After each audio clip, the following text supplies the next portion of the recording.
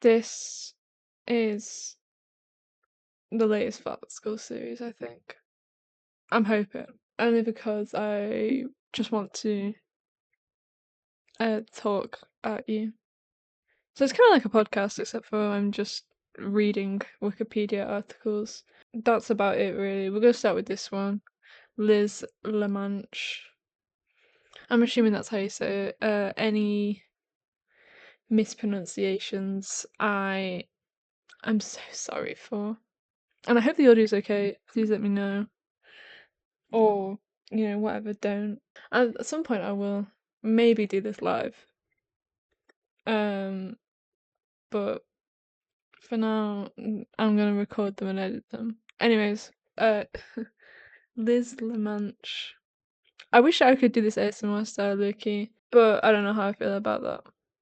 So it's fine, we'll start, okay. Liz, so if I keep swinging my chair, I got a new chair. I'm using my webcam because I don't want to buy a camera, basically. Okay, I'm gonna try and read this now. I hope this turns out the way I want it to. Anyways, okay, alright, I'm gonna start. Liz LaManche. Born Elizabeth Manicathi, I hope that's okay, 1967, is an American artist in Somerville, Massachusetts. Known for creating large-scale and public installations and street art in the Boston and Washington, D.C. areas. LaManche received a BA in architecture at Yale University, studying graphic design under Inge Druckery, and did a thesis project in architectural ornament site-specific urban installations advised by sculptor Kent Bloomer. Oh, look at that picture. Doesn't she just look so cute? It's a nice painting, that. LaManche spent her early professional career in software user interface design, web development, and graphic design, painting in her spare time. At Burning Man in 2005, LaManche began to experiment with large-scale murals illuminated with programmed color-changing LED lighting, later known as art for kinetic light. These murals and their successors were some of the first experiments in the genre of LED art, as architectural LED lighting first became available to makers and artists. LaManche's murals appeared for several years at the Burning Man Festival in Black Rock City, Nevada, and at the Boston and New York decompression events. Art in public spaces. The bright colour, fanciful characters, and playful figures of LaManche's festival work and its layered use of symbolic and iconographic details proved a crowd-pleasing combination, and commissioned work for large-scale murals and installations in the Boston and Washington, D.C. areas followed. Her work in Hyattsville, Maryland achieved national notice for both its innovative use of LED technology and its role in that city's urban renewal, launching opportunities for local projects in her home state. Goal of LaManche's... That should be capitalized there. That's kind of crazy. A goal of LaManche's work is to humanize the urban environment, the legacy of her architectural training. In a 2016 interview, LaManche stated, "I'd like to provide ways for people to engage with each other and break down barriers, contributing to greater understanding, peace and justice in our society. Literally, I believe we need this to be sustainable as a species, to create a more inclusive, progressive version of human society." Okay, public commissions. After Dark, Hyattsville, 2011. A 40 by 14-foot mural for kinetic light on the Franklin's Brewery building facing Route 1 in Hyattsville, Maryland, part of the designated Arts District.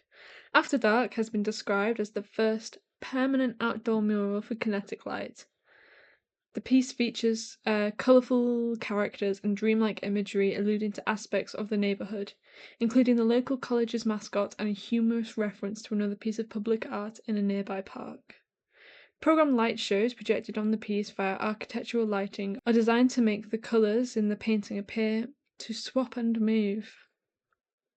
Stairs of Fabulousness, 2014. Oh, there's a picture. That's not of it, but I guess we'll find out.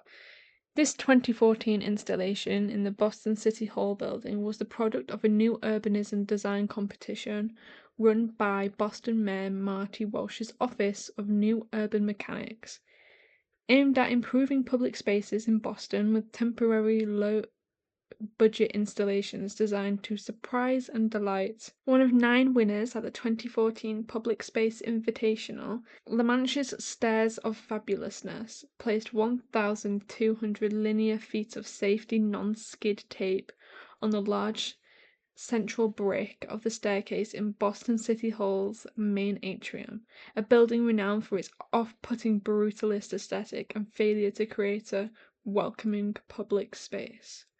La Manche's tape, an array of fluorescent colors, created a large rainbow gradient over the whole height of the staircase, which served to essentially transform the concrete milieu into something colorful and inviting. Stairs of Fabulousness was described as simple, yet tremendously effective. The installation was praised for having brought vibrant, attractive color to the Boston City Hall stairs, and La Manche was lauded for her work as one of the 50 on fire in the Boston culture scene. Anyone who can successfully spice up the facade of a government center through creativity is on fire in our books. Connected by the Sea, or the Dock Tattoo Project, also dubbed the 1,000-foot tattoo, is located in a sculpture park in a working shipyard in East Boston that is part of the Boston Harbor Walk. A series of 19 large tattoo-themed designs stained into the cement surface of a 1,000-foot-long pier forms a walking path to its end and a view of Boston Harbor. The work illuminates the cultures local maritime trade has connected around the world to a poignant effect, memorializing the indelible bond Boston maintains with its harbors. This inclusive and multicultural story of Boston's history was ranked as one of the 50 best pieces of Boston public art by WBUR's Artery in 2016. Salem's Connected World. A sister project to Connected by the Sea, this temporary installation made up of a walking path that covered 3 city blocks of the downtown Salem district in Salem, Massachusetts. It consisted of painted tattoo-themed symbols and designs from the different cultures specifically connected to Salem's maritime history. Installed in the spring of 2015, it was the first project funded by the New Salem Public Arts Commission. Some of the designs are still available along the Cement Walk of Artists Row. Lowell, Water and Work. Commissioned piece for the city of Lowell, Massachusetts, the entire installation included a 16-foot mural and 2 blocks of sidewalk and other wall art along a new pedestrian walkway, and rain art using hydrophobic coating on the pavement to make art that appears when it rains. The entire project, called Decatur Way Green Alley, created a pedestrian walkway from a disused back alley in a program to use green technology to deal with storm water runoff. The mural depicts the Lowell's mills and canals with a portrait of young Harriet Hanson Robinson, a mill worker who became a labor leader and suffragette. And finally, small-scale public art and street art. Wraparound building exterior in Bartlett Yard, Boston. Cambridge Brewing Company mural, 2014. The Goodness of Winter Hill, Somerville, Massachusetts, 2014. 8 by 10-foot panels on the rear of Somerville Post Office. Client, City of Somerville. Safety Dance Crosswalk, 2016. A 96-foot-long crosswalk depicting pedestrian safety figures dancing. The Tattoo Heart, a Boston street piano, 2016. The Soul's Journey as a series of weird old cars, Somerville, Massachusetts, 2016. Well, and here's some references, which I ain't reading, because I don't need to read them.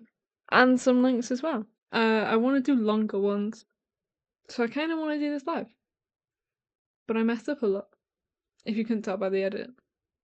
So, that's it for today. Who knows where this will end up? I can't lie.